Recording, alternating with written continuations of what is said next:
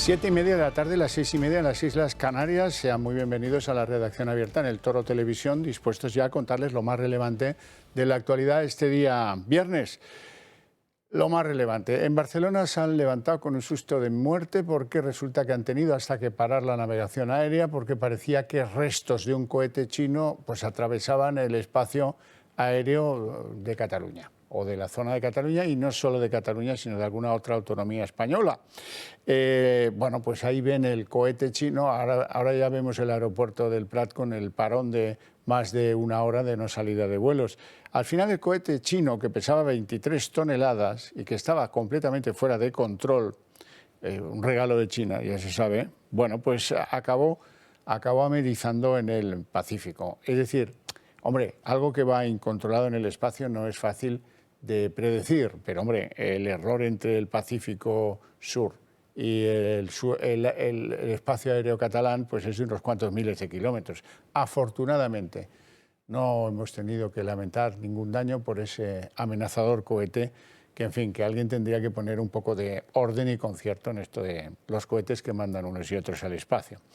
Del cohete chino nos vamos al panorama electoral y político en Estados Unidos. Saben que hay elecciones a las cámaras, en las que si ganan los republicanos va a ser un problema la gestión diaria, el día a día del presidente Joe Biden. Y bueno, el anuncio es muy relevante porque Donald Trump dice que está pensándose seriamente volver a presentarse a las presidenciales. La segunda vez me fue mucho mejor que la primera. Conseguí más millones de votos en 2020 que en 2016. Y así, conseguí más votos que cualquier presidente en el cargo, en la historia de nuestro país, de lejos. Y ahora, para que nuestro país vuelva a tener éxito y sea seguro y glorioso, muy probablemente me presentaré de nuevo, ¿vale? Ahí lo tenéis. Tres muy casi equivalen a un sí. Ya veremos en qué queda esto. Vamos al circuito de noticias que hay en España. Hay un tema en el que yo me siento enormemente concernido. Hemos dedicado espacios, recientemente hicimos un Más se perdió en Cuba dedicado al problema de la ocupación en España. No solo el problema es para el Ocupa, es para los vecinos del Ocupa también, aunque muchos lo quieran ver y otros miren para otro lado. Vean lo sucedido a un ciudadano, Miguel, en un pueblo de Cataluña que tiene un Ocupa en el vecindario. Así ha quedado mi cara después de tener una pelea con el Ocupa que tengo enfrente de mi casa, que no es un Ocupa vulnerable, que me ha pegado una paliza por pedirle que no llevara su perro peligroso sin correa y sin bozal, por recriminarle eso porque es por seguridad para todo el vecindario y para mis hijos que tienen 5 o 7 años. Esto ha acabado en una pelea en la cual he acabado así, porque esta gente no admite ningún tipo de reproche y cuando se les indica algo que es ilegal, como es ir con un perro peligroso, sin atar y sin correa, por las zonas comunitarias, uno llega a este punto. Bueno, una de las cosas de las que se queja este ciudadano, Miguel, es que los vecinos no hacen causa con él. Los vecinos, pues, qué lío, ¿no? Quita. Es uno de los asuntos a los que tenemos que hacer frente colectivamente, entre todos, si no, no acabaremos con ello. Ahora les voy a hablar de droga. Ya saben, el intento de este modesto programa de hacer que el problema de la droga sea entendido como algo que requiere meterle mano al asunto. Y eso exige pues, que los partidos empiecen a incorporar medidas antidrogas en sus programas políticos, aumento de penas, no sé, lo que se les ocurra. Pero la evidencia de que esto es un problema se la voy dando yo día a día con noticias de las últimas 24 horas. Hoy vamos a ver dos. En primer lugar, 1 tonelada de cocaína ha sido interceptada cuando trataba de llegar a las costas de Las Palmas, en Gran Canaria. Resulta que hay una organización que opera allí, que disponía de 3 embarcaciones, 100 cuentas bancarias, 50 empresas para blanquear el dinero del producto de la droga que hacían circular, más de 200.000 euros en efectivo, en dinero en efectivo, que tenían una ramificación por diferentes lugares de España impresionante. Estaban en Madrid, en Asturias, en Valencia, en Málaga, Y bueno, pues ahí están otros más. 1 tonelada de cocaína que estaba a punto de llegar a las costas canarias. Y de Canarias nos vamos a un pueblo muy próximo a Madrid, aunque perteneciente a la provincia de Guadalajara, El Casar. En El Casar, pues nada, han encontrado este receptáculo productor con más de 1.300 plantas de marihuana. Bueno, bien, pues nada, sigamos. Hay varios detenidos también aquí, 3, y bueno, pues para que vean ustedes cómo es y cómo detectarlo, pues es muy fácil, bastante fácil. Se trata de ver dónde hay un pinchazo, un consumo extraordinario de energía eléctrica, en unos tiempos en los que esto encima nos afecta y cómo nos afecta el consumo de energía eléctrica. En fin. Bueno, la situación, nos vamos del asunto de la droga, que insisto, nos atañe a todos, aunque no tengamos a ninguno en la familia que tenga que ver con este. Afortunadamente somos muchos los que no tenemos a nadie que dependa de los consumos, pero nos afecta el orden, nos afecta el compromiso de que sean las autoridades de nuestro país las que lo controlen y no las bandas organizadas. Esto si llega, es ya muy difícil remontar el vuelo. La crisis está castigando muy severamente a los españoles. Hoy hay un informe que, bueno, es un informe que producen 2 asociaciones muy importantes, una más conocida que la otra, Cáritas, y que han destacado en muchos momentos de la vida de la sociedad española por su compromiso con los que peor lo están pasando. Dice este informe que algo muy relevante, que 3 de cada 10 españoles pues no alcanza a poder satisfacer sus gastos básicos de alimentación y de consumos de mantenimiento de lo que es la supervivencia en el día a día. 3 de cada 10 hogares en España no pueden satisfacer sus necesidades más básicas. Hablamos de 6 millones de familias que no poseen el dinero suficiente para vivir de forma digna. Una realidad asfixiante que nos ha llevado a tomar medidas y reducir gastos para afrontar la pérdida de capacidad económica. Un estudio de Cáritas y de la Fundación Foessa asegura que 7 de cada 10 hogares han reducido sus gastos en ropa y calzado.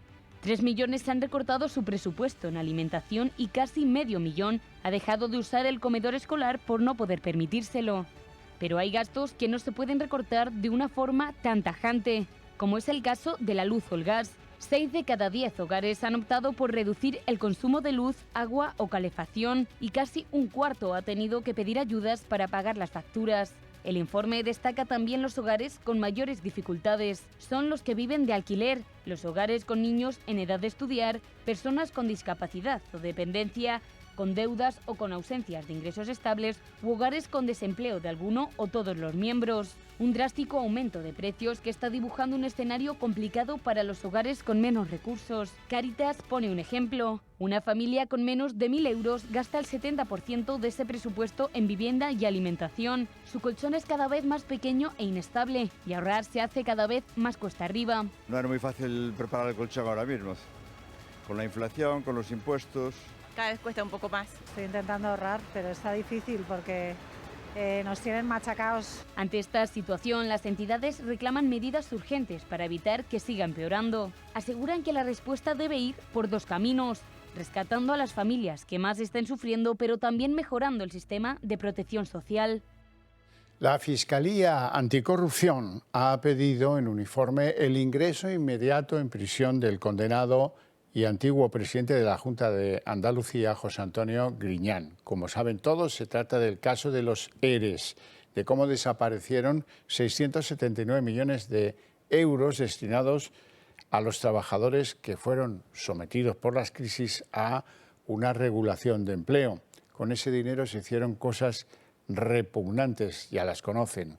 Uno se lo gastaba en cocaína, otros en juergas, en prostitución, en 1000 cosas escandalosas, todas ellas.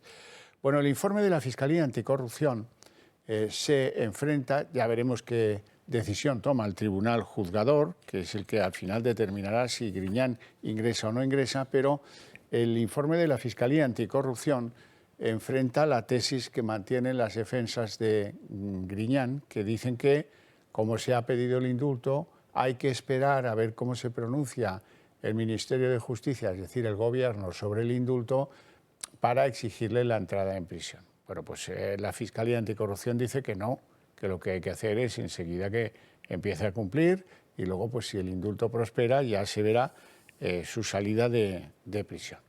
Esto es uno de los asuntos más relevantes que nos trae hoy la actividad judicial. El otro tampoco es poca cosa. Ayer les contábamos que los magistrados progresistas del Consejo del Poder Judicial habían avanzado un nombre, el del magistrado Vandrés, para proponerlo de cara al Tribunal Constitucional.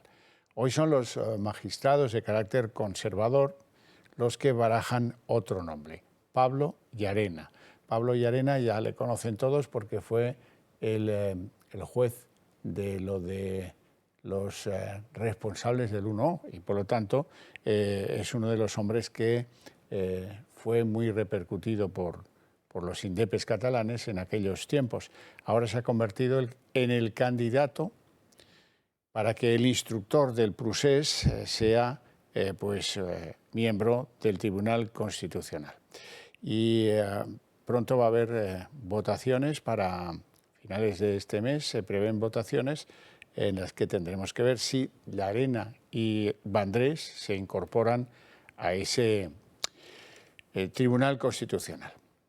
Bien, les tengo que contar una cosa interesante que tienen que saber y es que han decidido reabrir la causa contra la alcaldesa de Barcelona, Ada Colau, por presuntos desvíos a gentes próximas, allegados, vinculados, etcétera, etcétera, de dinero público. Esto recibió un semicarpetazo y finalmente pues, no ha descarrilado, sino que han decidido abrir la causa y investigar a fondo esos desvíos. Varapalo para Ada Colau. A falta de 7 meses para las elecciones, la Audiencia de Barcelona ordena reabrir su investigación por subvencionar entidades afines. Hace 4 meses se cerró la causa contra la alcaldesa porque no constaba instrucción alguna en la concesión de subvenciones. No obstante, la acusación pidió más pruebas tanto testificales como documentales, reclamando la comparecencia de personal del ayuntamiento. Ahora el juzgado debe investigar de nuevo si Colau pudo cometer delitos de prevaricación, malversación de caudales públicos o tráfico de influencias al conceder subvenciones a 4 empresas. La querella considera que Ada Colau cometió presuntas irregularidades al conceder 80 millones de euros en subvenciones por parte del Ayuntamiento de Barcelona entre 2019 y 2020. Para la alcaldesa son acusaciones que vienen de una entidad fantasma. Llama la atención que pueda haber una entidad fantasma como la que impulsa estas actuaciones. Creo que esto es un mal uso de la justicia que debería preocuparnos a todos como sociedad. La Fiscalía se centra en las subvenciones a Observatorio Desk, la PAH, Alianza contra la Pobreza Energética o Ingenieros Sin Fronteras. Entre los años 2016 y 2020, las ayudas a estas empresas se concedieron de forma directa. Y no fue hasta el pasado año cuando figuraron como subvenciones nominativas en los presupuestos del ayuntamiento. Ada Colau se enfrentará a su 11ª querella. Las 10 anteriores fueron archivadas. En esta ocasión la investigación le puede afectar a las elecciones. Más aún después de que en las últimas encuestas le desplacen a la 3ª posición tras adelantarle el PSOE y Esquerra Republicana. ¿Le pasará factura esta querella de cara a las municipales? Bueno, yo les suelo recordar a este punto del programa la conveniencia mutua de que ustedes se incorporen a ese gran club de amigos del Toro Televisión, cada vez con más miembros, en el que la gente pues, ha decidido apoyarnos para que podamos construir un medio de comunicación fuerte que sea el portavoz de sus ideas, esas ideas que compartimos y con las que nos sentiríamos más cómodos si triunfaran en nuestro país, ¿verdad? Bueno, la cosa es muy sencilla. Llamen al 91 616 2464 o a alguna de las direcciones de redes sociales que aparecen ahí y den un paso al frente. Ayúdennos porque es la mejor forma de ayudarse, no cabe duda.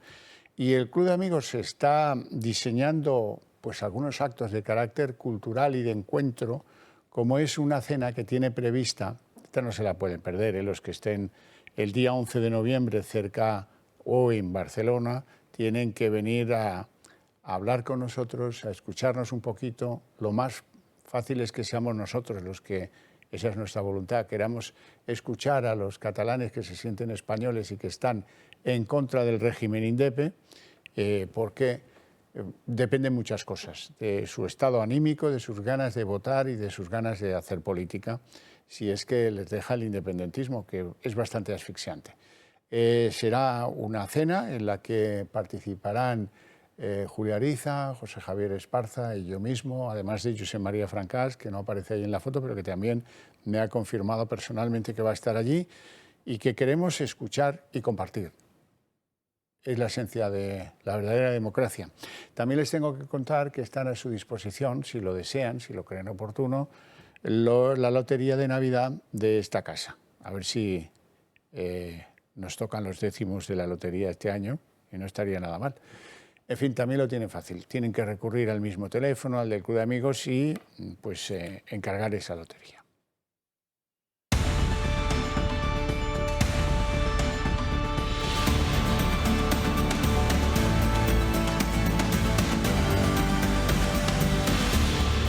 Seguro que les ha llamado la atención ver la cara de un ciudadano, Miguel, cara medio ensangrentada después de que le agrediera, se peleara con un ocupa a propósito de que iba con un perro, en fin, de los considerados peligrosos, y le recriminó que no lo llevara ni atado, ni con bozal y esas cosas. Y el ocupa pues se enfrentó a él con absoluto desparpajo y con los efectos que ven ustedes en las imágenes. Hemos querido hablar con él. Miguel, muy buenas tardes. Hola, buenas tardes. ¿Estás mejor de esos golpetones y de esas heridas y, en fin, como te vemos en las imágenes? Mejor no estoy, pero a mí es lo que menos me preocupa. Ya. A mí me preocupa la situación a la que hemos llegado, la gente que paga sus impuestos y que tendría que respetar su derecho a la propiedad y no que tengan invadido, tengan abierto la puerta a que se le puede cualquier delincuente en su comunidad, porque la comunidad de vecinos es casa de los propietarios. Nadie tiene que entrar ahí a hacer nada que no tenga contrato de alquiler o sea de propiedad. Y esto es una auténtica vergüenza. Por eso estoy así. Y se creen impunes y chulos y por eso hacen lo que hacen. Y yo voy a llegar hasta las últimas consecuencias, en mi caso, para solucionar esto. Eso lo juro por mis hijos. Lo digo aquí en su programa de TVT. Miguel, además... Es una auténtica vergüenza lo que tenemos que sufrir. Yo llevo 3 años aguantando esto. Por yo recriminar que yo podía haber denunciado directamente a la policía por llevar el perro así, encima te lo aviso, lo estoy con un tono un poco fuerte porque estoy hasta las narices. Se me tiene que abalanzar a mí y decirle que no le grite hacia su mujer, cuando él no tenía ni que estar ahí, porque es un ocupa de mierda, perdona que lo diga así, no se merece ni nada que respira. Es una auténtica vergüenza que su gobierno permita esta gentuza. De verdad, hemos llegado a ser lo peor de Europa. Hemos visto antes me siento vergüenza de ser español. Hemos visto antes ese vídeo que colgaste en redes sociales, del cual hay que reseñar 2 asuntos que a mí me han llamado poderosamente la atención. El primero, que te amenazara con dejarte cojo, a tu mujer, a tus hijos, a tu familia por entero. Sí. Y el segundo, que dices ahí que los vecinos de esa comunidad tampoco se caracterizan por ser solidarios con la razón que tú llevas. Son gente muy cobarde. Muy cobardes son todos. Ellos miran nada más que por su propio beneficio, no quieren problemas. Yo los puedo llegar hasta un punto a entender. Pero digamos, dice, te encuentras por la escalera y te giran la cara. No soy capaz de decirte, oye, mira, es que no soy capaz de ayudarte porque no tengo cojones. No soy capaz de decirte eso. Por lo cual son gente muy baja. Hay otras comunidades de vecinos que se unen a piña y se unen y echan esta gentuza. Pero yo no he tenido esa suerte. Y llevo, aparte de 3 años aguantando esto, anteriormente había la familia de esta gente, que eran familia, para que los echaron porque no pagaban el piso, le cortaron la luz, pero luego se han metido estos ocupas que en la continuación de esa familia, pues que se juntó con la hija de los antiguos propietarios, que estaban desahuciados, pues se metió con un delincuente y que no hay luz, pues se pincha, que no hay agua, pues se pincha, en este caso no, porque la están pagando, creo, pues si no se la cortan, la pueden retirar el contador, o si no, el gas, pues se pincha. Y así todo se pincha, y aquí nosotros pagando luz como tontos, y esta gente dice, hostia, no les pasa nada tú. Yo pago 300 euros este mes de luz, el anterior, y el anterior también. Aquí como tontos pagando, y esta gente, pues mira, y son gente que no son vulnerables. O sea, llega un momento que esto es una auténtica, digamos, un choriceo total, y una burla hacia el ciudadano que intenta ser honrado. Sin duda. Miguel, te mando un fuerte abrazo, cuenta con nosotros, llámanos cuando quieras y hablemos de esto. Llevamos mucho tiempo hablando de lo que los ocupas están haciendo a la sociedad. Porque esto va a traer cola conmigo, va a traer cola porque yo no voy a parar, porque no sé cómo te llamas, el presentador, que yo te he visto alguna vez, pero bueno, este ocupa, a más, me sacó una navaja ahí, le pasó una navaja, la ocupa al ocupa, y si no me descuido, yo me la clava. Fíjate usted con semejante tipo de delincuentes que andan con navajas por la escalera y con perros peligrosos. Yo no puedo consentir esto. Si hace falta mover por mi familia. No puedo consentir esto. Que al lado mío haya gente con navajas y que las lleva por la escalera por si pasa algo. Que estaba yo por ahí. Si no con cuidado me la clavan. Ya. Y mira por mí. Miguel, un fuerte abrazo. Ánimo. Vale, muchas Ánimo, gracias. no estás solo, ¿eh? No estás solo. Sí, de verdad que no. Eso espero que al final eso sea así. Gracias. Hasta luego. Un abrazo. Bueno, abrimos la mesa de análisis político. Hoy nos acompaña don Ricardo Gómez, analista político. Muy buenas tardes. Muy buenas tardes. Has visto qué testimonio, ¿no? Cubellas, te suena Cubellas. Después hablaremos, está cerca de Barcelona, después creo que hablaremos de Colau porque el tema de la ocupación tiene mucho que ver con ella. Don José Rossinyol, ¿qué tal? Analista político y expresidente de Sociedad Civil Catalana, ¿has visto? Tremendo, además que no me extraña, al final esto es la punta del iceberg de todo lo que ocurre en Cataluña especialmente. Hay la cantidad de ocupaciones que hay en Cataluña es brutal porque además hay un mainstream creado por el populismo de Colau, entre otros, que parece que sea legal ocupar la casa de los demás, porque no creen en la propiedad privada y que la forma de atemorizar a la población es permitirlo de esta manera. Ricardo, veo que vienes con ganas de hablar de Colau. ¿Tú crees que eso no terminará descarrilando una vez más? ¿El qué? ¿Lo de la Audiencia Nacional? No, lo de Colau, esto de que le reabran la causa. Precisamente, ¿no? Ha sido la Audiencia Nacional. Sí. Bueno, lo hemos visto antes. yo sinceramente, después de leer esta mañana la información y haber seguido un poco el caso, Xavier, yo creo que me parece a mí que legalmente, me da la sensación, yo no soy jurista, que como dice ella, no va a haber mucho hay que decir. Porque recordemos, otra cosa es políticamente. De hecho, la Audiencia Nacional lo que dice es que reabre la causa porque la había cerrado el juzgado. El juzgado decía que la cerraba porque había delegado ya las decisiones en torno a la subvención al Observatorio DES, que es donde está la PA, que es lo que ella presidía o era la portavoz nacional hace años. Pero la Audiencia Nacional lo que estima es precisamente que como ella era dirigente de esas organizaciones previamente, bueno, que ahí se podía entender que había algún tipo de conexión, ¿no? Pero es verdad que esa subvención al Ayuntamiento de Barcelona la lleva otorgando desde 2014, cuando era alcalde de Barcelona, y ella era portavoz nacional de la PA, el señor Trias de Convergencia y Unión. Sí. Entonces, de acuerdo. Ahí es donde yo creo que está la cuestión legal de decir, bueno, ya, si esto ya lo otorgaban anteriormente, yo estaba ahí, eso lo que ha hecho el ayuntamiento es continuarlo. Yo creo que el problema político está en que no tiene sentido que una persona que se subvencionó a la organización desde la que hizo su paso desde una plataforma social a la política, de alguna manera, desde un punto de vista ético, siga manteniendo un convenio que además es especial porque por eso no hay concurso, se le da directamente el dinero a esta plataforma, pues ya es observatorio por esa razón. Yo creo que es más una cuestión ética, que Colau, que ha abanderado tanto la ética, debería de cumplirla en este caso, no tanto una cuestión legal. Yo coincido totalmente, es una cuestión ética, el legal es muy dudoso que ocurra nada con este caso, también es dudoso nuestra legislación que permite este tipo de cosas. Yo debería que estar mucho más regulado lo que se hace con el dinero público. Un funcionario o el responsable de una institución pública no puede repartir graciosamente el dinero de todos en función de su afinidad política por una organización. Esto no puede ser de ninguna de las maneras. Es una alerta de que esa separación, ese check and balance que tiene que tener cualquier institución pública en este país no funciona, porque lo vemos así, lo vemos cómo se subvencionan los chiringuitos antiabortistas, y lo que a uno le apetece y pretende saber qué hay detrás. Esta es la cuestión.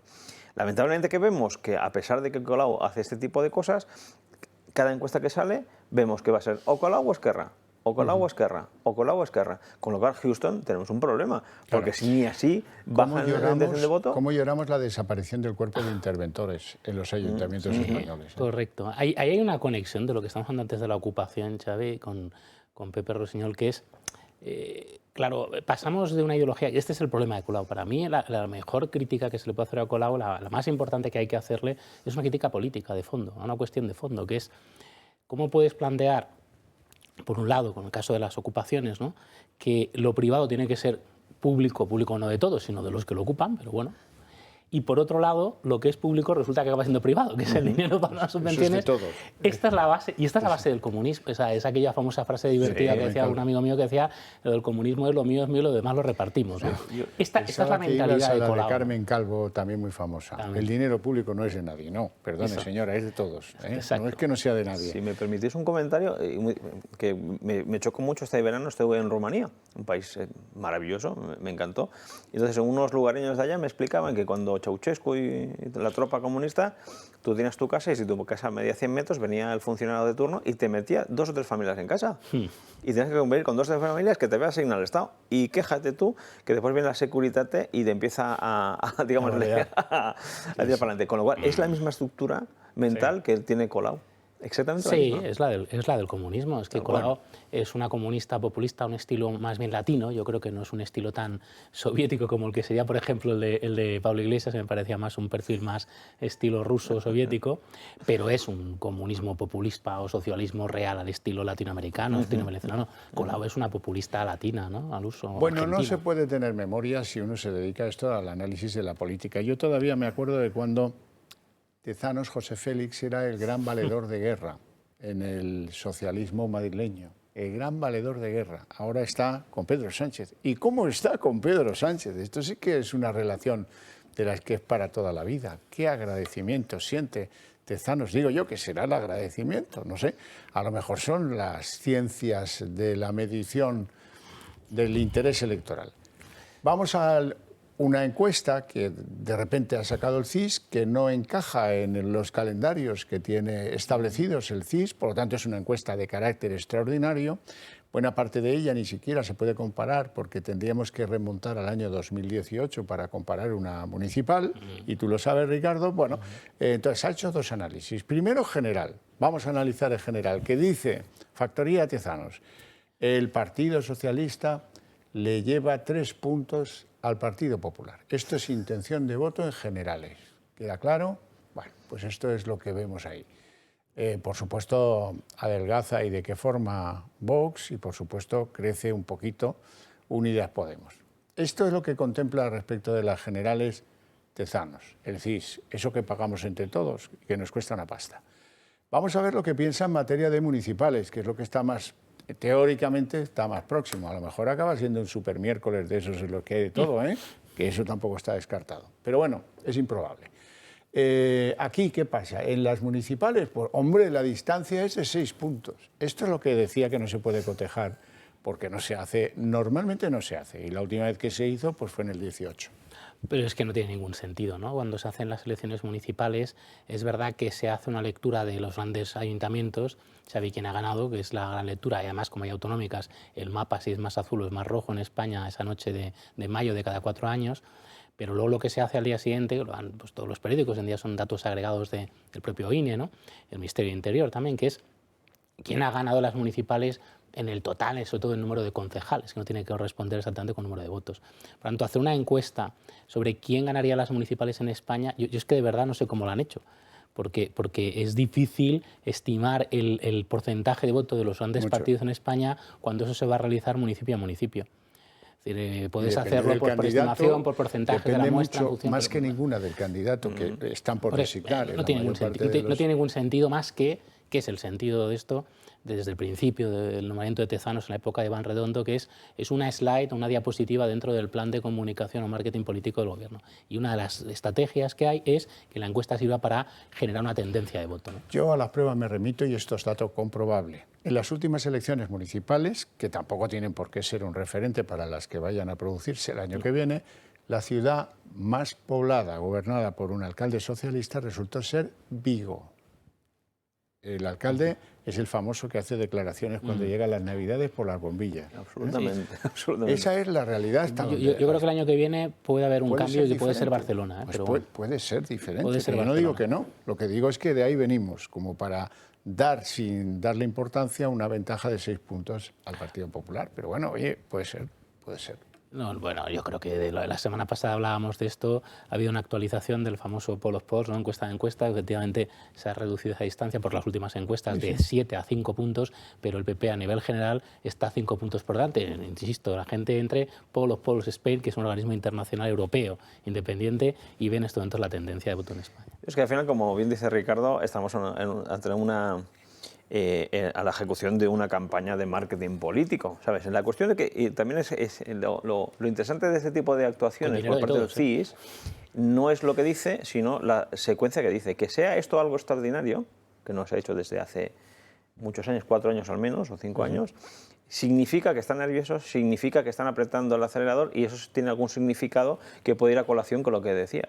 Es decir, toda esa tesis que se tiene, que se pueden adelantar elecciones antes, o durante o justo después, puede ocurrir en cualquiera de estos 3 escenarios, estos son signos inequívocos de que se está aumentando la presión.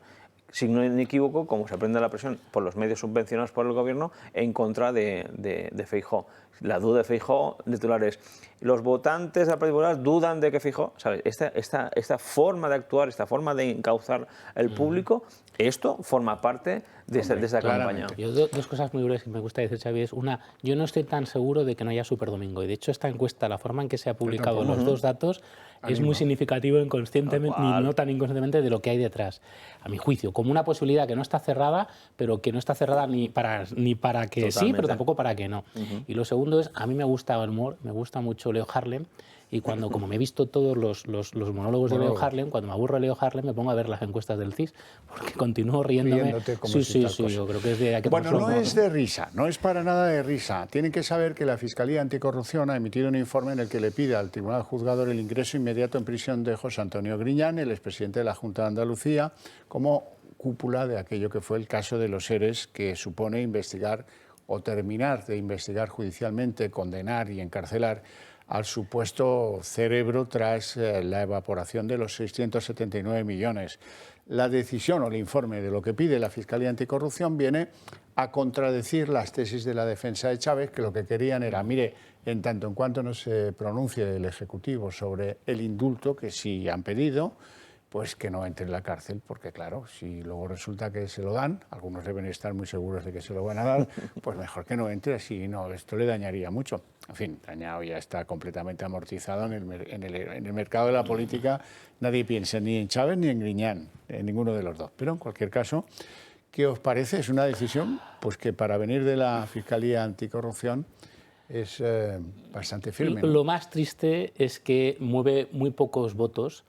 Y yo creo que en los ciudadanos hay una cierta costumbre, ¿no? Yo ya estaba viendo los datos de la cantidad de indultos que se dieron desde la etapa de Aznar hasta ahora, ¿no? Pasando por la de Zapatero, que fue el que más de indultos en los 8 años del gobierno de Aznar, fue la época en que más indultos el gobierno concedió, ¿no? Básicamente, además, a políticos de los dos partidos, tanto del PP como del PSOE, y muchos funcionarios públicos, policías, incluso miembros del Poder Judicial, jueces y fiscales, algunos a indultos había. A mí lo que me preocupa es, sobre todo, Xavi, la percepción que pueda tener la gente, aunque no le mueva ninguna decisión importante electoral, de que al final los indultos del gobierno están para proteger a personas del ámbito de la esfera pública, sean funcionarios del Estado o sean políticos, cuando cometen irregularidades o ilegalidades directamente y son condenados, ¿no? Eso es muy duro grave. Que nuestros hijos crezcan pensando que hay una doble vara de medir en la justicia, un carril para políticos y el otro para colored people. Absolutamente. En Sudáfrica. Pero fijaos, lo peor de todo es el trapicheo con la justicia por rédito electoral o parlamentario, como ocurrió en los indultos de los secesionistas de Cataluña. Pero por otro lado, yo me pregunto si la Fiscalía, digamos, ¿de quién controla la Fiscalía? ¿Quién dijimos que controlaba la Fiscalía? Pues eso. Pues entonces, si esto es así, si eso es así, entonces esto puede ser un movimiento de blanqueo de según qué imagen del gobierno. Si fuese muy mal pensado, ¿sabes? Que eso podría ser de esta manera. Si la Fiscalía lo controla eso, y la Fiscalía actúa de esta manera, tiene una lógica política y no una lógica judicial. Indultar a Griñán antes de unas elecciones a 7 meses vista tiene un coste político y es muy alto, ¿eh?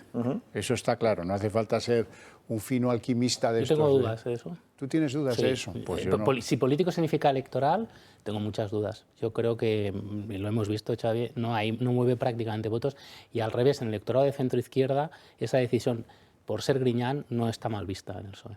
Bueno, pues no, yo discrepo. En el votante del PSOE. Vamos a otro asunto interesante, divertido si quieren. Ya saben que el Partido Popular corteja a Begoña Villacís, la vicealcaldesa, pues coquetea con ella. A ver si ayer contábamos que alguien decía del PP en Madrid, si hace algún gesto, bien, pero si no, a partir de Navidad será considerada un rival. Bueno, es lo que es, ya, no extraña a nadie esto, ¿no?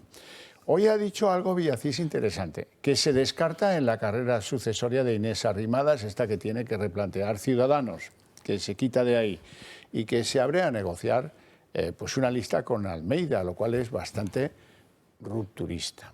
Vamos a verlo. La OPA del PP sobre Ciudadanos a veces no funciona. Begoña Villacís ha zanjado este tema en innumerables ocasiones. El Partido Popular es un partido de puertas abiertas, pero la puerta la ha cerrado Begoña Villacís y lo ha hecho en numerosas ocasiones. Villacís rechaza a Feijóo. El gesto se ha producido no con Begoña Villacís, con Ciudadanos en general. El Partido Popular, ¿qué ha dicho? El talento de Ciudadanos que quiere venir al Partido Popular tiene las puertas abiertas, sin hacer ningún llamamiento. Es decir, el talento de Ciudadanos que existe, que quiere venir al PP, tiene las puertas abiertas. Las filas populares le marcan incluso una fecha límite para decidirse, diciembre de este mismo año. Una data tope que además marcará el inicio de la precampaña para las municipales. El equipo de Feijóo no amenaza, pero advierte. Rechazar su mano implica que empiece a ser vista como rival para Almeida, aun a pesar de ser su sostén en el Ayuntamiento de Madrid. Pero la oferta a la vicealcaldesa no sería el primer guiño que hace el Partido Popular a la formación naranja. 30 compañeros de Arrimadas en Andalucía han entrado a formar parte del gobierno de Moreno Bonilla, incluso el mismo Juan Marín, ya ex de Ciudadanos y anterior candidato en las autonómicas. Algo parecido sucedió en Cataluña con Lorena Roldán, también con Toni Cantó, que tras dejar la Comunidad Valenciana fue incluso en las listas del PP de Ayuso en Madrid. Marta Rivera de la Cruz, cercana a la regidora madrileña, se encuentra dentro de su ejecutiva, y eso aún a pesar del fiasco que supuso su acuerdo de gobierno con el entonces cabeza Aguado. El terremoto que desató la moción de censura en Murcia dejó un Ciudadanos agonizante. Incluso los movimientos en Castilla y León entre por Ávila y los naranjas dejaron a un entonces vicepresidente Francisco Igea al borde de la irrelevancia. Importantes figuras de la época de Rivera como Fran Hervías también acudieron al llamado del Partido Popular. Villacís es vista por el equipo de Feijóo como un gran activo de los naranjas. Incluso apuntan a que sería capaz de postularse en unas elecciones generales si consiguiese desbancar a su líder Inés Arrimadas, que llegó con pocas simpatías a la presidencia y con quien no se ve ante los medios desde los comicios de Castilla y León. El desplome de Ciudadanos en las encuestas deja a la izquierda a un concejal de la derecha en Cibeles. ¿De verdad Villacís se va a arriesgar? Voy a darle la palabra a don José Rosiñol porque es quien más se ha reído cuando el alcalde Martínez Almeida efectuaba ese saque de honor con pelota de rugby. Y la verdad es que no tiene mucho tino, porque 2 disparos, 2 muertos. No sé qué inauguró antes, 3. Es el tercero todavía. Es gafe. Con esto de la pelota es gafe. Pero yo me he reído un poco porque me he sentido muy cercano a él, porque mi torpeza es parecida en los deportes al del señor alcalde. Pero Villacís, me ha sorprendido una cosa. Ha dicho que ella no quiere competir por ser el número 1 en Ciudadanos, ¿no? Sí, así es. No lo entiendo. Un partido de tanto futuro como es Ciudadanos no alcanza a comprender cómo no quiere ser. Balonazo a Villacís. Número 1 de todo esto. Bueno, yo creo que cuando Ciudadanos en el año 2136 se decida hacer una renovación del partido, a lo mejor puede optar. Pero la realidad, ¿cuál es? La pregunta es, ¿Villacís es el perfil adecuado para el Partido Popular? ¿Sí o no? Yo diría que no, en este caso. La cuestión para los votantes, importante, todos aquellos votos que vayan a Ciudadanos servirán para alimentar a la izquierda, porque lo que importa es el voto útil. Estamos en elecciones tanto las municipales como las autonómicas y las generales, que vendrán en breve. El voto es útil. Un 2% para un partido que se ha convertido en la nada es tirarlo a la papelera. Con todo el cariño y el respeto, que ya sabes que conocemos a buenos amigos de Ciudadanos y fundadores de Ciudadanos. Sí, sí. Pero en este caso hay que ser muy pragmático y tener claro qué se ha de votar. Yo creo que hay que diferenciar 2 ámbitos, ¿no? Uno, el de las municipales, y en el caso de Begoña Villacís y las posibilidades el año que viene, y otro, el de las elecciones generales, ¿no? En las municipales, por romper mitos, porque creo que en torno a Begoña Villacís, y además me sorprende que muchísimos periodistas y políticos en Madrid y fuera de Madrid repiten ese mantra desde hace unos años, Xavi, que Begoña Villacís tiene una marca tiene un valor electoral muy importante. Datos, los datos que son los importantes. Solo hay dos datos clave aquí. La diferencia de votos en la urna de Madrid ciudad, del municipio de Madrid, cuando se han celebrado elecciones municipales autonómicas en 2015, en 2019, que son las dos veces que se presentaba Begoña Villacís, en la urna autonómica, que se presentaba Ignacio Aguado por Ciudadanos, y en la urna municipal. En 2015 la diferencia fue en negativo, menos 0,9. En la urna autonómica Ignacio Aguado sacó 0,9 más que Begoña Villacís en la ciudad de Madrid. Y en 2019 menos 0,18. Eso es lo primero.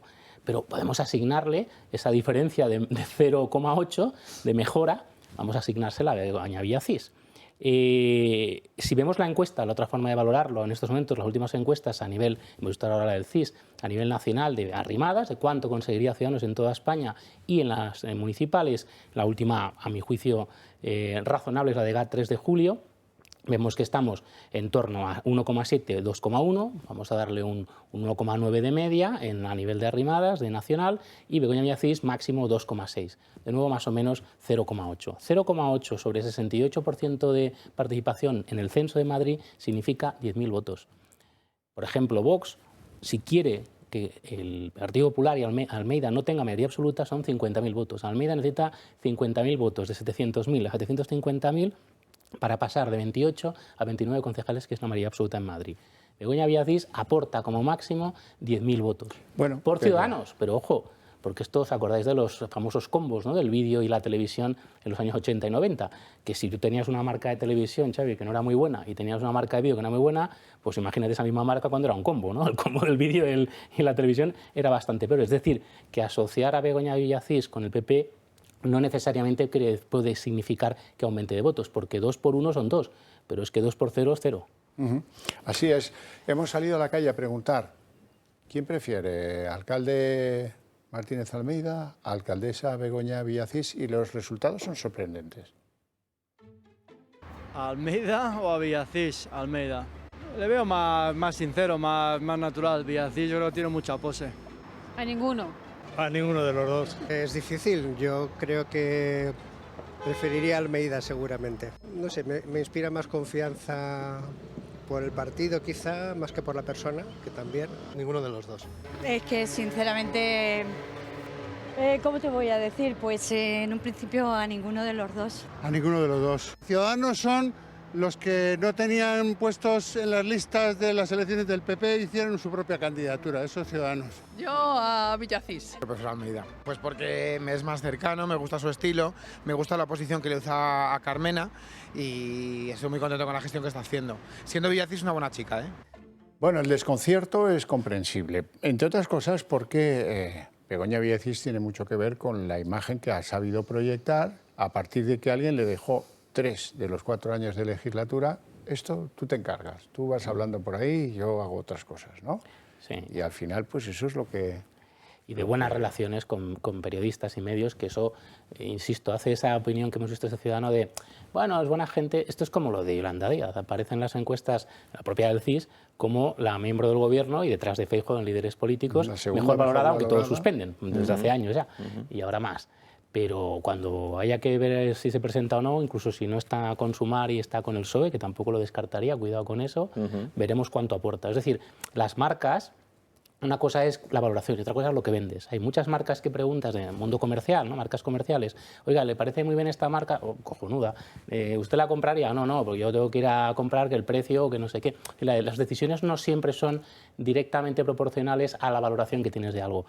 Influye, pero en la decisión no solo se produce por la valoración, sino por temas contextuales y comparativos, que es lo que decía antes Pepe Rossinyol, que es, ojo, y lo que hemos oído a los ciudadanos, ojo, porque Villacís puede caerme muy bien, pero si la tengo que votar o encima la tengo que votar en unas elecciones municipales, cuidado. Ahora, si va de candidata en unas elecciones generales y resulta que es Génova, que es lo que hemos visto ahí a Elías Bendodo diciendo, ¿no?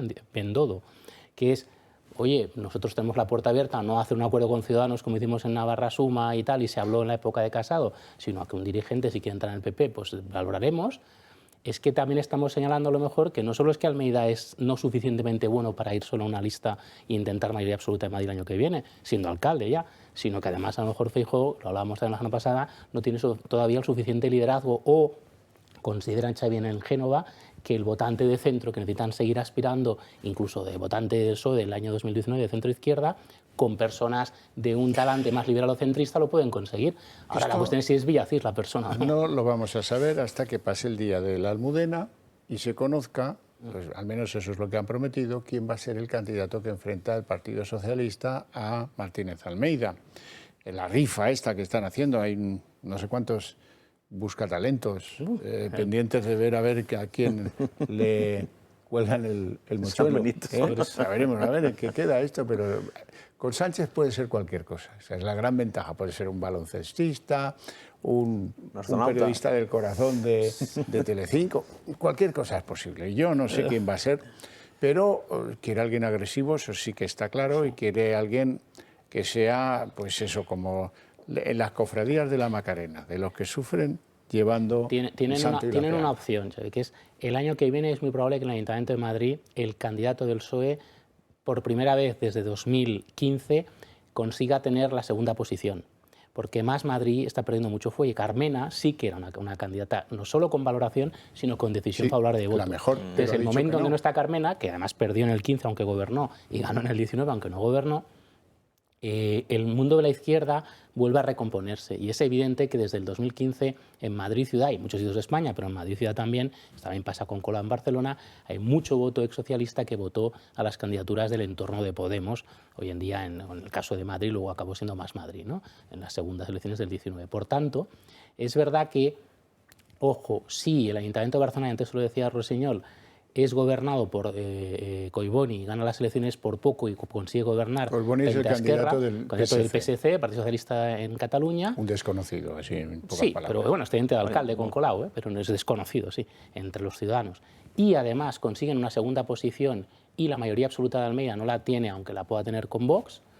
La foto no es que sea mala para el PP, pero no deja de ser vendible esa noche electoral. Ya sabes que las noches electorales se puede vender todo. Ya te digo yo, Ricardo, que si hacemos un Vox en Barcelona preguntando a la gente si sabe quién es Collboni, nos pasa como con Leo Harlem. Sí, bueno, nos morimos de la risa.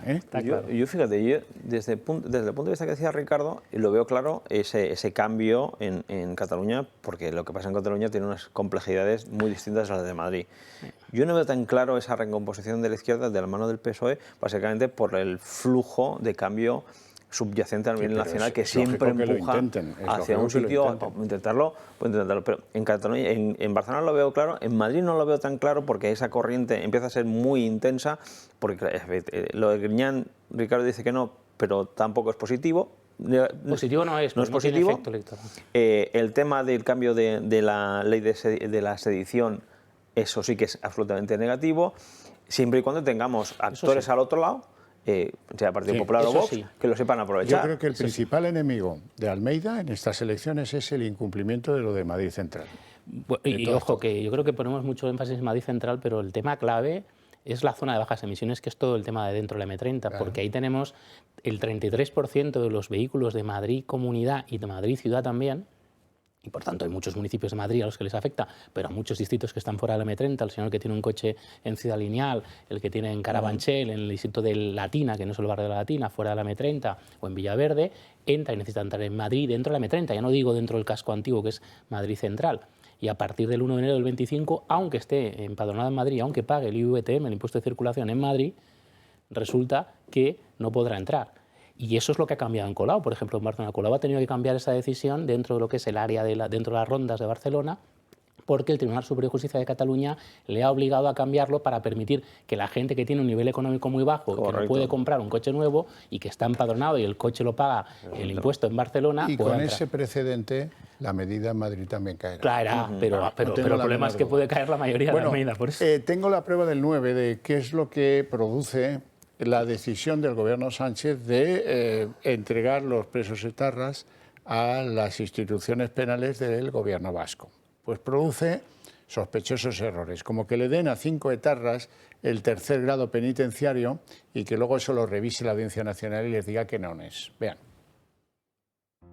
Desde que el gobierno vasco pasó a tener en exclusividad la competencia de gestión de las prisiones vascas, el proceso de acercamiento y excarcelación de terroristas etarras se ha acelerado de manera notable. Sin embargo, la Audiencia Nacional acaba de frenar la manga ancha de Urkullu con el entorno de ETA al revocar el tercer grado otorgado a Aitor Esnaola. Con esta serían ya 5 las revocaciones a terceros grados concedidos por el gobierno vasco a presos de ETA desde que Pedro Sánchez cediese en octubre de 2021 ante los filoetarras y nacionalistas vascos la gestión de prisiones para mantener su apoyo en el Congreso. Desde ese momento, el gobierno vasco se ha puesto manos a la obra para sacar de la cárcel al máximo de terroristas posible y suma ya 29 presos a los que se les ha concedido el régimen de semilibertad.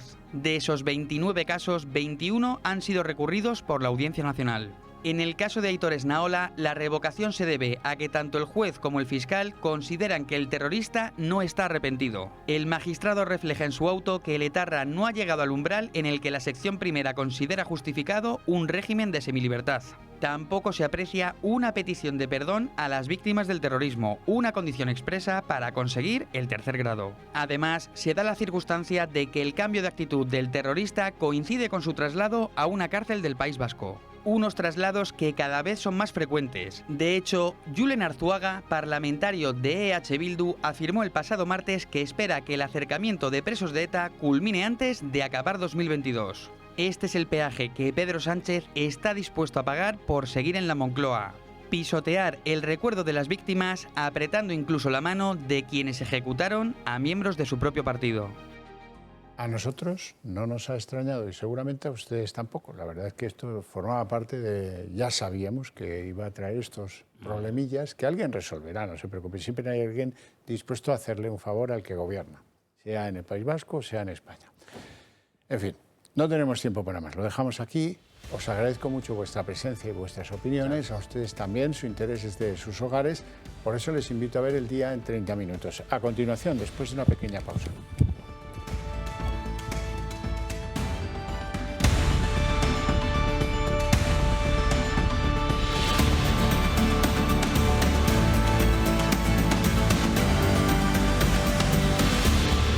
El Día en 30 minutos. La Fiscalía Anticorrupción ha hecho un informe en el que se pide el ingreso inmediato en prisión del que fuera presidente de la Junta de Andalucía, José Antonio Griñán, y también de los otros 8 altos cargos condenados por lo que fue el latrocinio del caso de los ERE.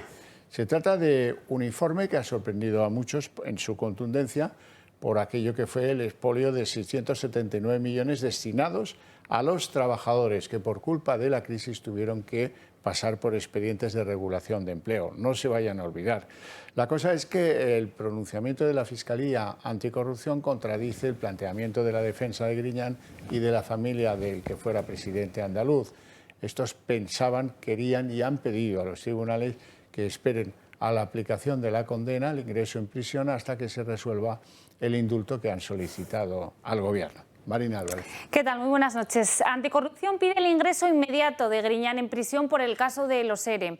La Fiscalía se opone así a la petición del expresidente andaluz y del resto de los altos cargos condenados a esperar a que se resuelvan los recursos. Todos ellos, aquí van a ver a los excargos de la Junta con penas de cárcel, deberían ingresar ya en prisión según la Fiscalía Anticorrupción. Su informe, eso sí, no es vinculante. Ahora va a ser la Audiencia de Sevilla la que tome la decisión, escuchando también la postura del PP, que actúa en este caso como acusación particular. Tendrán ahora un plazo para pronunciarse desde el Partido Popular. Bueno, Griñán, pese al informe de la Fiscalía, juega ahora con dos bazas importantes para alargar su libertad. La primera es el recurso de amparo ante el Constitucional, que su abogado ya ha anunciado que va a presentar, y la segunda es el indulto. La postura del Gobierno a este respecto es incierta de momento, pese al amplio apoyo que concita entre sus filas. El coste electoral de esta medida es cada día más claro. Según el último sondeo publicado por Centra, en estas últimas semanas, 7 de cada 10 andaluces, aquí lo ven, se oponen a la concesión de esta medida de gracia.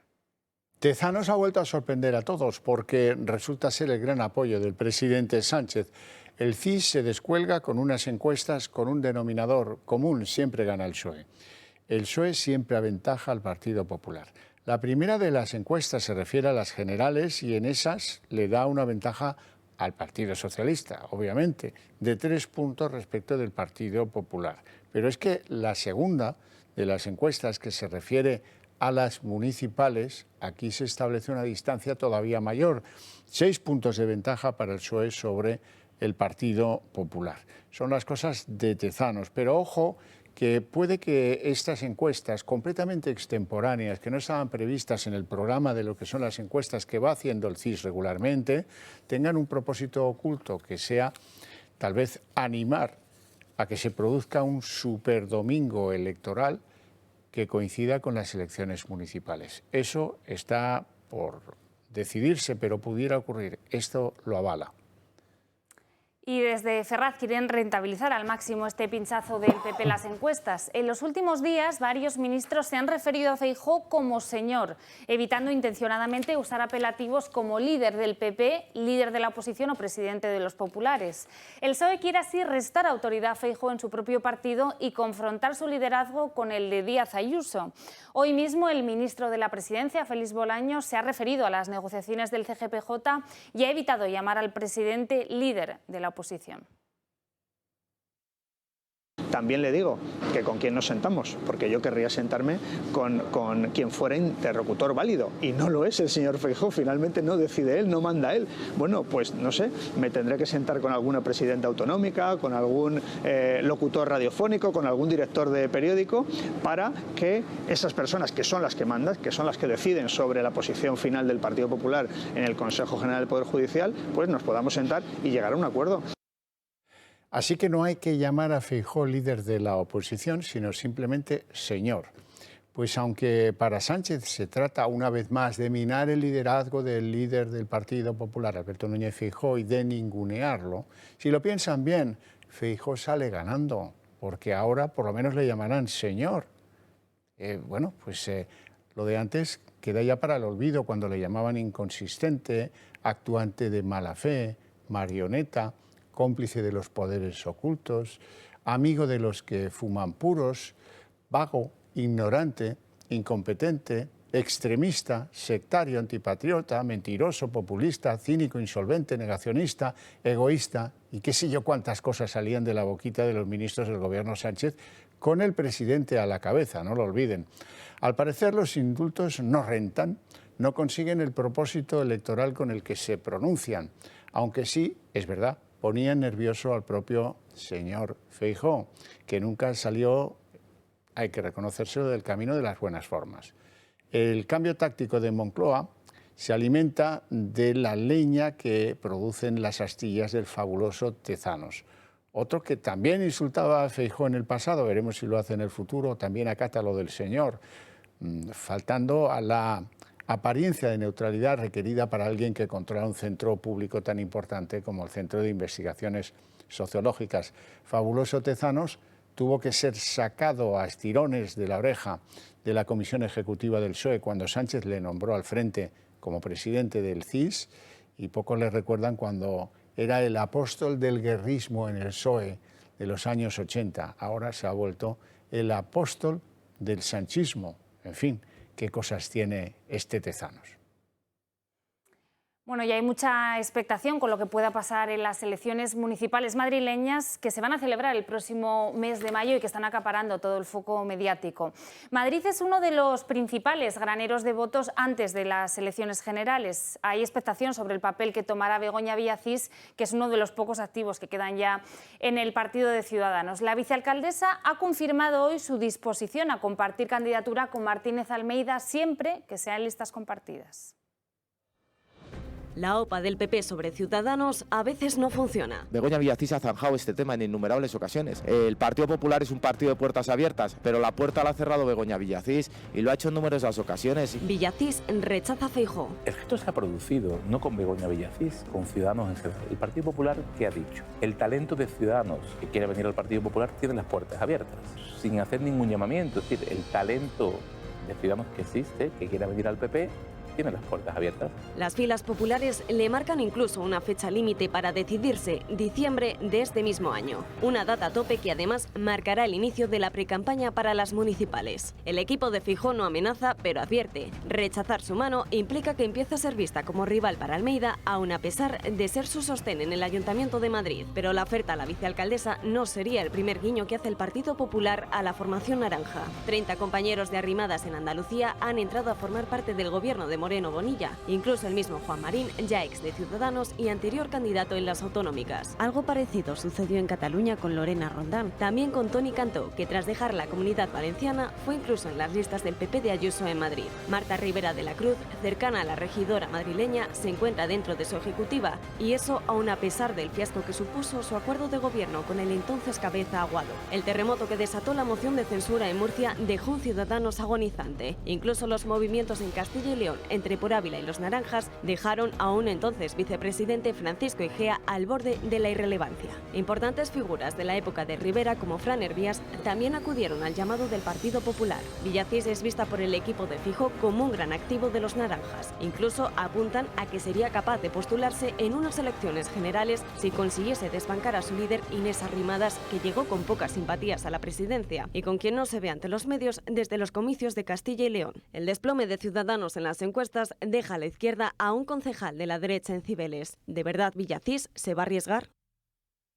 Moncloa y subsidiariamente Ferraz, cabe suponer, siguen enfrascados en la quiniela de nombres para sustituir a ministros que van a tener que asumir candidaturas autonómicas o municipales y a los que probablemente pues desaparezcan del gobierno Sánchez para que remonten las encuestas. Han caído en desgracia con el presidente y probablemente lo paguen en breve. Y sobre todo respecto a quién va a ser el candidato que los socialistas enfrentarán a Almeida para competir por la primera alcaldía de España. Ayer las miradas se centraron en él. Juro solemnemente no haber recibido ninguna propuesta por parte del Partido Socialista. Si me la propusieran, no la aceptaría. Ferraz también lo desmentía. El juego de nombres sigue su curso, aunque con el presentador de Telecinco quedan descartados también los ministros Marlaska y Pilar Llop y también la actual delegada del Gobierno de la Comunidad de Madrid. Quien sí que está claro que le vaya a disputar el sillón a Díaz Ayuso es Juan Lobato. En las quinielas también están Bolaños, ministro de la Presidencia, Margarita Robles, quien dirige Defensa, y hay rostros del pasado, como el expresidente Zapatero y su antigua mano derecha, Fernández de la Vega. También encontramos a José Bono, Javier Solano, Cristina Narbona y Rafael Simancas, incluso el viudo de Almudena Grandes, el poeta García Montero. Pero también se ha llegado a meter en la partida de juego a Fernando Simón. El propio Partido Socialista ha ido dando pistas en las últimas semanas. Aceptó el reto en el mes de septiembre, es popular entre los madrileños y capaz de movilizar al pueblo. Tiene bagaje y experiencia y siempre que el partido le ha necesitado, allí se ha presentado. Miembros del propio PSOE ironizan que el candidato vaya a ser elegido por descarte porque insisten, nadie ha querido ir al infierno de Madrid. Han pasado 35 años desde que el Partido Socialista ocupó el ayuntamiento y en 2019 las apuestas a dedo por parte del presidente de Gabilondo y Pepo Hernández supusieron un fiasco más del presidente Sánchez. Y en tribunales, Pablo Llarena, el instructor del Procés, podría ser el candidato del bloque conservador de los jueces para el Tribunal Constitucional. El sector mayoritario del CGPJ estaría tratando de convencer al magistrado, que por cierto ya autodescartó su candidatura el pasado mes de septiembre. Hasta el momento solo el sector progresista ha elegido a su candidato.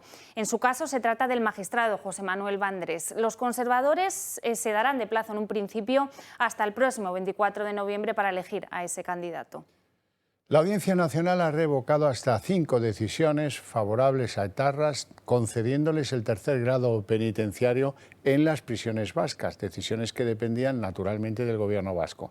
La falta de arrepentimiento es la clave para esas revocaciones en al menos 3 de los casos, y estas son las consecuencias de esa política de acercamientos que ha defendido con tanto ahínco el gobierno de Sánchez. Desde que el gobierno vasco pasó a tener en exclusividad la competencia de gestión de las prisiones vascas, el proceso de acercamiento y excarcelación de terroristas etarras se ha acelerado de manera notable. Sin embargo, la Audiencia Nacional acaba de frenar la manga ancha de Urkullu con el entorno de ETA al revocar el tercer grado otorgado a Aitor Esnaola. Con esta serían ya 5 las revocaciones a terceros grados concedidos por el gobierno vasco a presos de ETA desde que Pedro Sánchez cediese en octubre de 2021 ante los filoetarras y nacionalistas vascos la gestión de prisiones para mantener su apoyo en el Congreso. Desde ese momento, el gobierno vasco se ha puesto manos a la obra para sacar de la cárcel al máximo de terroristas posible y suma ya 29 presos a los que se les ha concedido el régimen de semilibertad. De esos 29 casos, 21 han sido recurridos por la Audiencia Nacional. En el caso de Aitor Esnaola, la revocación se debe a que tanto el juez como el fiscal consideran que el terrorista no está arrepentido. El magistrado refleja en su auto que el etarra no ha llegado al umbral en el que la sección primera considera justificado un régimen de semilibertad.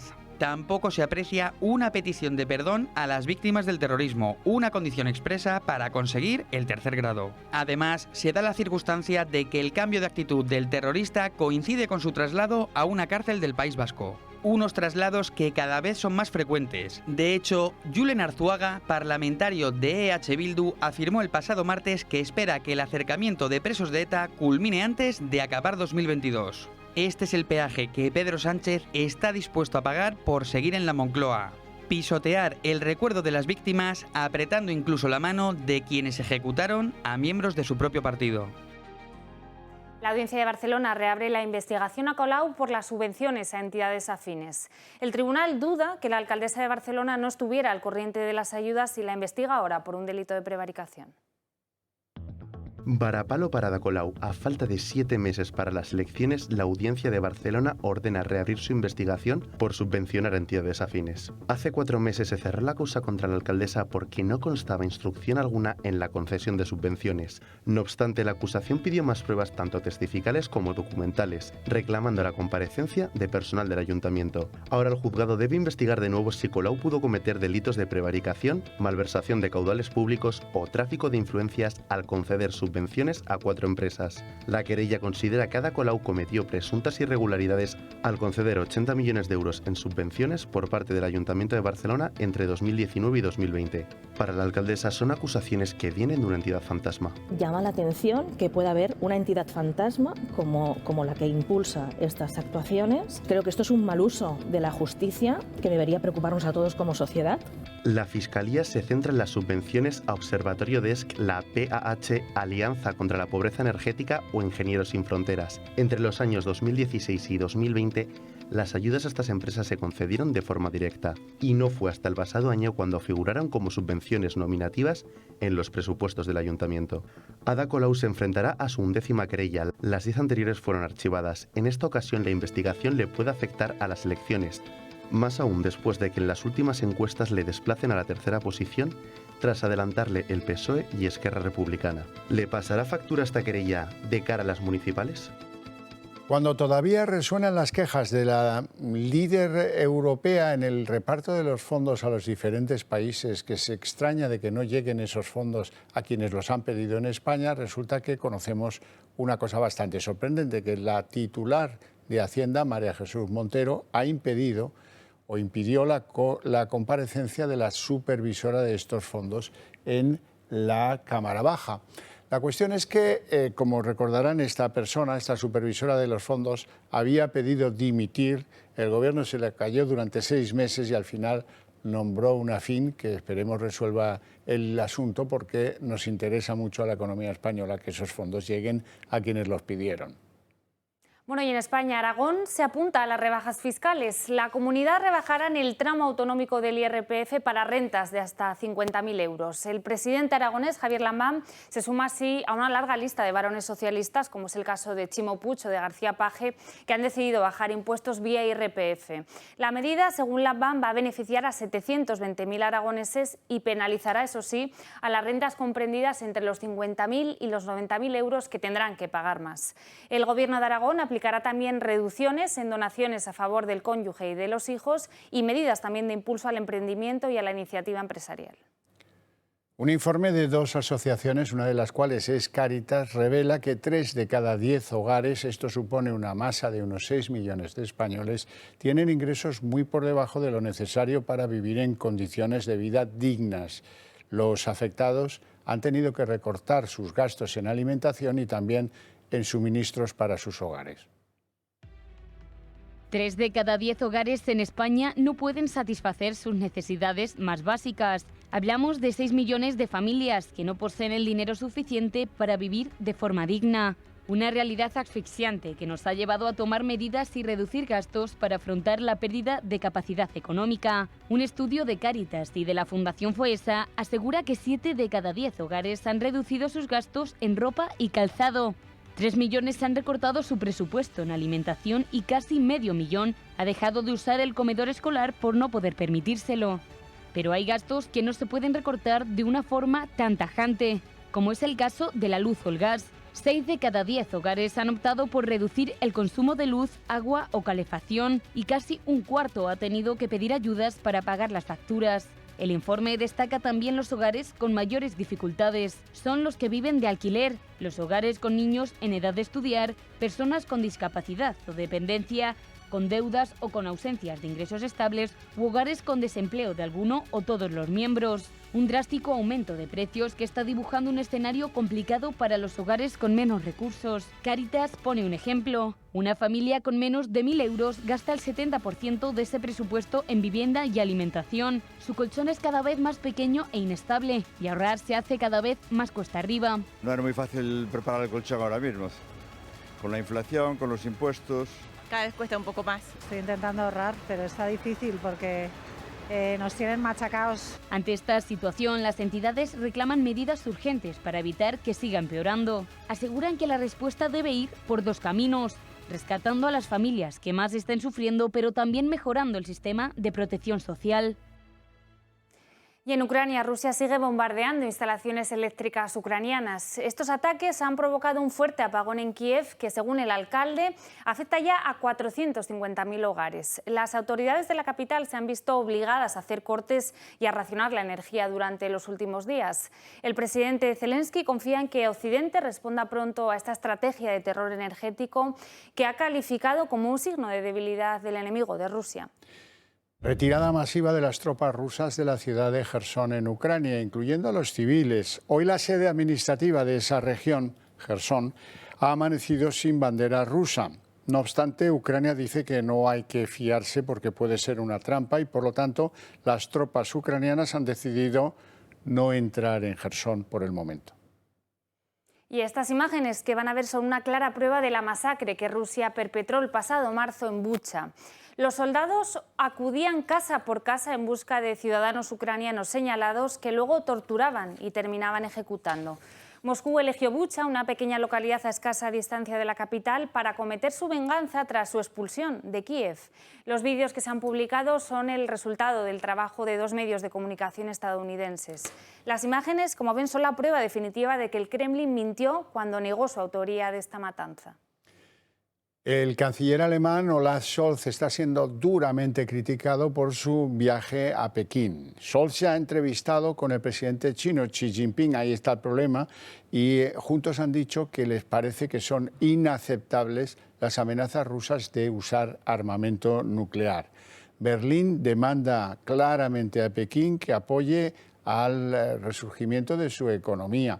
Hay más de 1.000 empresas chinas en Alemania en estos momentos y se trata de redefinir una relación con China que represente un aliado fuerte para que la economía alemana remonte el vuelo. Para muchos, lo que ha supuesto el viaje es elevar a los altares al autoritario líder y presidente casi ad eternum de China, Xi Jinping. Bueno, y parece que queda Donald Trump para rato. El expresidente ha asegurado que muy probablemente se va a presentar a las elecciones del 24. La segunda vez me fue mucho mejor que la primera. Conseguí más millones de votos en 2020 que en 2016. Y así, conseguí más votos que cualquier presidente en el cargo, en la historia de nuestro país, de lejos. Y ahora, para que nuestro país vuelva a tener éxito y sea seguro y glorioso, muy probablemente me presentaré de nuevo, ¿vale? Ahí lo tenéis. El impacto en la Tierra de los restos de un cohete chino ha paralizado hoy durante horas el tráfico aéreo en varios puntos de España. Ha tenido en vilo a todas las organizaciones aéreas, pero finalmente los restos del cohete chino ya han aterrizado en el mar. Las 23 toneladas restantes del Long March 5B han pasado sobre España en 2 ocasiones, a 8 km por segundo. Primero por el norte peninsular, pasando de Castilla y León a Cataluña, y la segunda sobrevolando toda Andalucía y Murcia. 2 horas después se ha estrellado en el sur del Océano Pacífico. Ante la peligrosidad de los fragmentos de la nave, los aeropuertos de Aragón, Cataluña, Murcia y Baleares han permanecido cerrados durante 40 minutos, entre las 9:40 y las 10:20. Al ver que la trayectoria seguía su camino, el tráfico aéreo español se ha reanudado y finalmente a las 11 horas española, el Comando Militar Espacial de los Estados Unidos ha comunicado su caída. China lanzó el pasado lunes una nave no tripulada a su estación espacial Tiangong. Al completar la misión han dejado caer el cohete con la intención de que se desintegre contra la atmósfera. Esta es la tercera vez en 2 años que las autoridades espaciales chinas realizan este tipo de maniobras. La NASA ha calificado este acto de irresponsable. Una vez más, la República Popular China está asumiendo riesgos innecesarios. No compartieron información de trayectoria específica que se necesita para predecir las zonas de aterrizaje y reducir el riesgo. Tampoco es la primera vez que China provoca sustos a España. En mayo de 2021, desechos de un cohete pusieron en riesgo a la península ibérica, aunque finalmente cayeron en el Océano Índico. Parece que una vez más nos volvemos a librar de chatarra espacial caída del cielo.